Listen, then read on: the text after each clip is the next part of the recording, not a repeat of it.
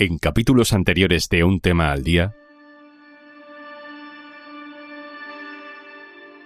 Hola Igor, ¿qué tal? Oye, hace un par de días que no hablamos, ¿estás bien? Hola Gabriela, perdón por no haberte respondido antes. La situación cambia de la forma muy rápida.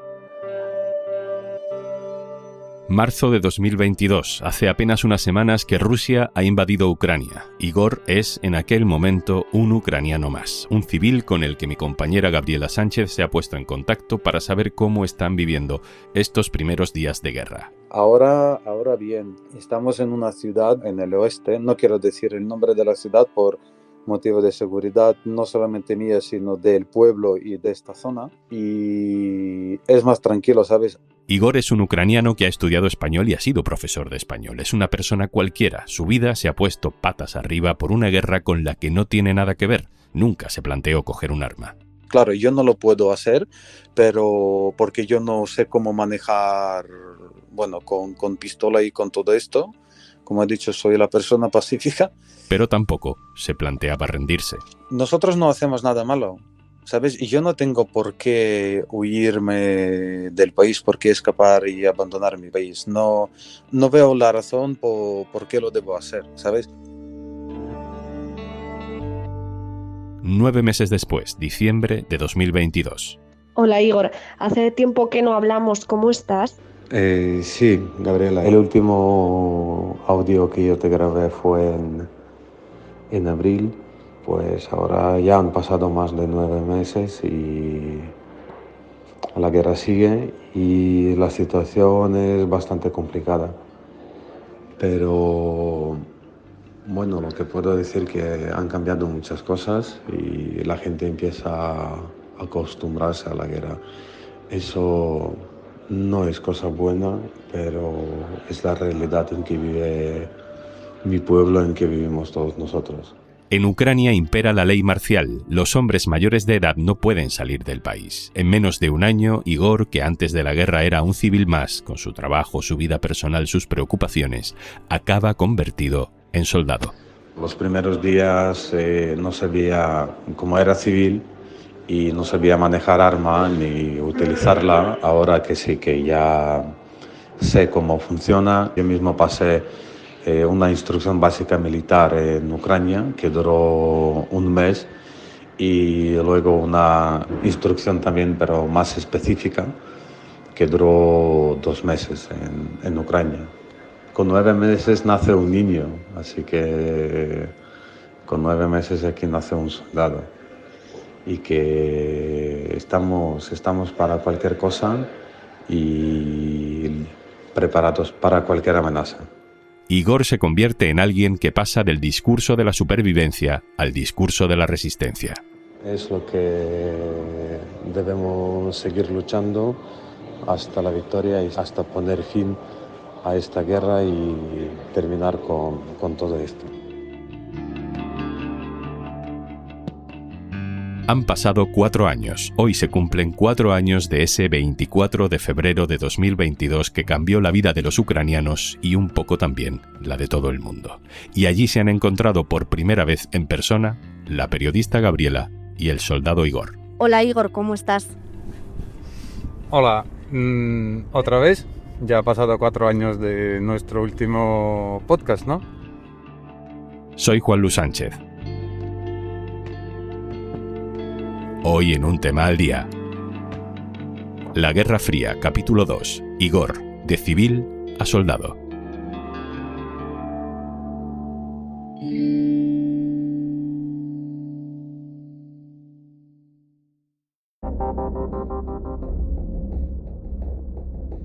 El 24 de febrero de 2022, Rusia invadió Ucrania. Hoy hace 4 años de eso. En este episodio vamos a escuchar el relato de Igor. Llegaremos al presente, a hoy, pero creo que merece la pena que nos detengamos en este momento en el relato, yo diría que de terror, del Igor de hoy, contándonos cómo empieza una guerra.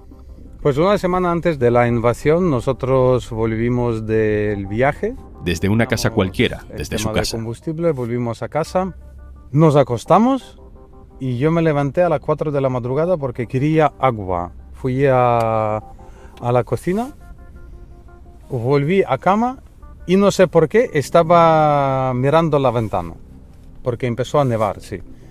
Y escuché un par de ruidos, pues no sabía ni lo que era. Luego yo me metí en teléfono y vi que fue el que empezó la guerra. Es la tercera vez que mi compañera Gabriela Sánchez está en Ucrania desde 2022, pero es la primera que coincide allí con Igor, con el que hasta ahora solo había hablado por teléfono. De esta manera hablaban en 2022. Sí, hemos podido salir del metro, estamos yendo en coche a una ciudad que está a 80 kilómetros de Kiev. Han pasado 4 años, así recuerda Igor aquellos momentos. Sí, me recuerdo que estuvimos con mi mujer y estuvimos con los amigos en un metro, en una de las últimas estaciones del metro de Kiev, porque hubo el ataque aéreo, así que nos escondimos ahí abajo. Los audios que Gabriela e Igor intercambiaban en aquellos días de 2022 tenían que ver con la supervivencia. Pero ya hemos visto que aquello pronto cambió. Quizá podamos concretar el momento exacto en el que se produjo la transformación para Igor y para tantos otros hombres ucranianos, 10 días después del comienzo de la guerra. Así lo cuenta ahora. Después de 10 días me fui al punto de inscripción. Eso es el punto donde tú puedes ir para inscribirte para servir en ejército, en Guardia Nacional. Fuimos ahí con mi mejor amigo, nos apuntamos, nos dieron 2 días para hacer la maleta, para terminar nuestras cosas civiles, y el día 8 de marzo volví al centro y nos llevaron desde allí a un campo de entrenamiento. Pues desde allí llevo mi vida más militar que civil. No podemos decir que Igor no avisara de aquello, porque esto nos dijo solo unas semanas después del comienzo de la guerra. Sí, de momento, porque te digo, bueno, si habrá una situación donde yo voy a defender a mi familia, pues lo haré todo lo posible para hacerlo, pues y no importa. Si con arma o sin arma, pues si no habrá otra opción, sí. De esa guerra caliente, de esa guerra relámpago, hemos pasado a esta especie de guerra sin solución que se alarga. Y entonces no solo se habla de drones y de bombas y de víctimas, sino a una nueva arma que afecta a la rutina, como escuchamos en el capítulo anterior, el frío. Desapareció la calefacción y corte de electricidad. Pues electricidad tuvimos unas 2, 3, 4 horas al día y sin calefacción. Claro, cuando en la calle hace 20, 25 grados bajo cero, pues estar en un piso sin calefacción es imposible. Pues lo que hicimos nosotros, como vivimos en un piso nuevo, pues nosotros de nuestra parte compramos un generador que genera la electricidad para poner en marcha el sistema de gas para calentar el edificio. Ahora llegas a casa y crees que vas a tener electricidad, va a ser momento en el que hay, ¿no? ¿Cuál es ahora ese momento? ¿Son las 9:20 de la noche? Bueno, mira, está mirando una aplicación para mirar si hay o no. Aquí tenemos la aplicación que es estatal, tú pones ahí tu dirección. Pues la electricidad tengo de las 8, ¿ves? Este blanco sí. Significa que desde las 8 hasta las 24 tengo la electricidad. O sea que ahora sí, ahora es el momento justo en el que tienes que correr para poner lavadoras, básicamente. Eso sí, eso sí.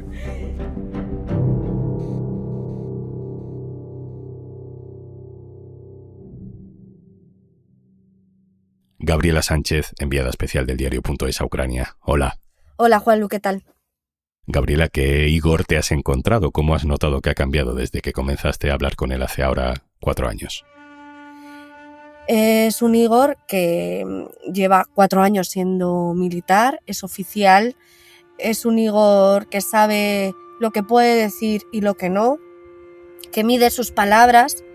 Claro que cuando tú llevas totalmente una vida civil y no tienes nada que ver con el arma o con el ejército, para nosotros fue un choque. Es un cambio brusco de la vida, del estilo de la vida. Había momentos cuando hacía a mí mismo la pregunta: ¿qué estoy haciendo aquí? Y cómo esto puede servir para mí en mi futura vida militar. Sí que es cierto que en este tiempo, cuando hablaba con él por teléfono, le notaba que medía mucho sus palabras, que intentaba, pues no, hablaba desde una posición más, quizá no belicista, pero sí que desde esa posición quizá más oficial, ¿no? Sobre la resistencia del pueblo ucraniano. Ahora, pues lo he visto que en ocasiones, cuando bajaba la guardia y estaba más pues, hablando de forma coloquial de distintos temas, asomaba ese Igor civil, ¿no? Puedo decir que soy una persona normal, y por eso también a veces una persona normal, como soy una persona normal, también a veces tengo miedo a las cosas desconocidas. Pero es cierto que cuando saca la grabadora y hablas más con él de los asuntos de la guerra, es una posición de soldado. Nos enseñaron las cosas básicas como parar la hemorragia masiva o cómo prestar primeros auxilios a un herido. Luego, segunda semana, trabajamos con diferentes tipos de armamento. Y alguien que, como todos los ucranianos, querría que la guerra acabe cuanto antes, pero en su caso no a cualquier precio. ¿De qué manera, Gabriela, la historia de Igor representa solo su propia historia o también la de otros hombres en Ucrania? ¿Crees que es una situación concreta que nos ayuda a entender algo más general? Sí, representa, por un lado, a esa inercia de tantos hombres, tanto jóvenes como mayores, adultos, que en las primeras semanas de la guerra fueron voluntarios, ¿no?, para servir y defender a Ucrania, ¿no? También a otros muchos que, aunque no lo decidieron, tuvieron, ¿no?, porque fueron reclutados de forma obligatoria. Hay que recordar que no pueden salir del país si no cumplen esos criterios por los que algunos sí que pueden hacerlo, y entonces están abocados, ¿no?, a quedarse muchas veces, si su familia decide irse, pues a quedarse separados de ellos durante mucho tiempo. También a todas esas familias que se han visto separadas porque durante un tiempo su mujer se fue a otras zonas del país y vivieron muchos meses separados, e incluso salió de Ucrania, como muchos otros refugiados que se vieron empujados a salir por miedo a los bombardeos rusos, y ahora han vuelto a juntarse, como también otras muchas familias, porque su mujer ha decidido regresar, ¿no? Sin embargo, no representa a otra buena parte del país que cuando vine la última vez quizá yo la percibí más silenciosa que ahora, que son todos esos hombres que antes les daba vergüenza asumir que no quieren ir a la guerra, que no quieren alistarse, y ahora directamente lo dicen, no públicamente, sino que ahora, por lo menos a los periodistas de forma anónima, etcétera, sí que lo cuentan, se habla, es un tema recurrente entre ellos, entre muchos hombres que no quieren coger un arma, que no quieren alistarse en el ejército porque les da miedo o por otras muchas razones, y que antes no lo decían y ahora sí. Algunos viven escondidos directamente, otros a lo mejor simplemente deciden quedarse, no ir al centro de Kiev o no ir al centro de sus ciudades, sino quedarse más pegados a sus casas para evitar encontrarse con alguno de los controles en los que la policía, ¿no?, los militares piden la documentación para comprobar si esa persona había sido llamado a las armas y no había acudido. Ese es el perfil de persona que no representa a Igor, pero que está ahí y que nos lo hemos encontrado. Vamos a escuchar, si te parece, un último fragmento de vuestro encuentro, de vuestra conversación.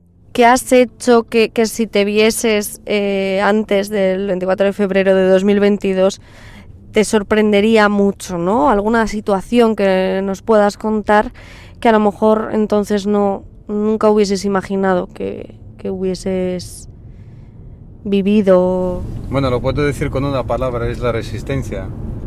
Es la resistencia del pueblo y la resistencia de un ser humano que puede sobrevivir los problemas y las dificultades en que estamos nosotros. Gabriela, te pido una reflexión para terminar. Es la tercera vez que haces una incursión en Ucrania desde el estallido de la guerra. Recuerdo que hace un año hicimos un episodio en el que dábamos casi por hecha la paz y no llegó.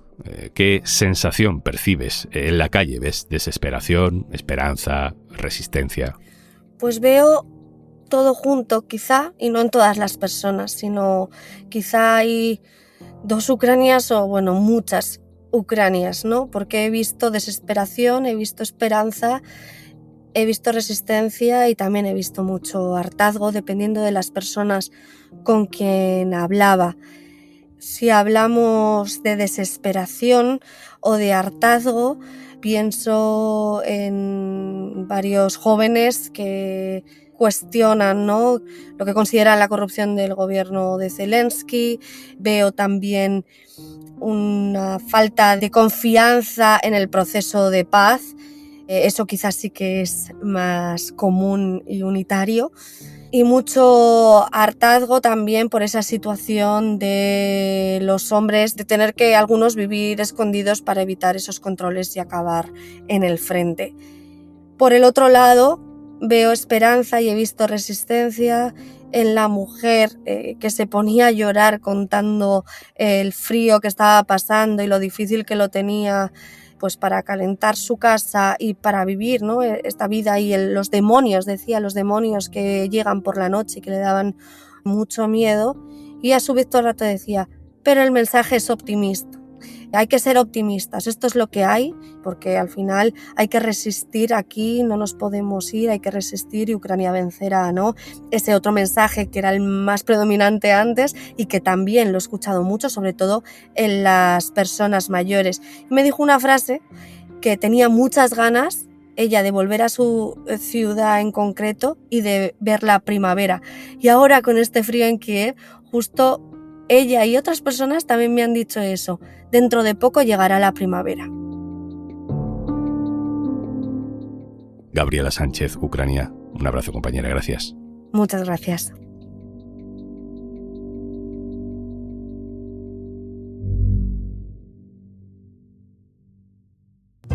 Esto es Un Tema al Día, el podcast del diario.es. Si te gusta lo que hacemos, necesitamos tu apoyo. Hazte socio, hazte socia en eldiario.es/Un Socio al Día. Este podcast lo producen Carmen Ibáñez, Marcos García Santonja, Lucía Martín e Izaskun Pérez. El montaje es de Pedro Nogales. Yo soy Juan Luis Sánchez. Mañana, otro tema.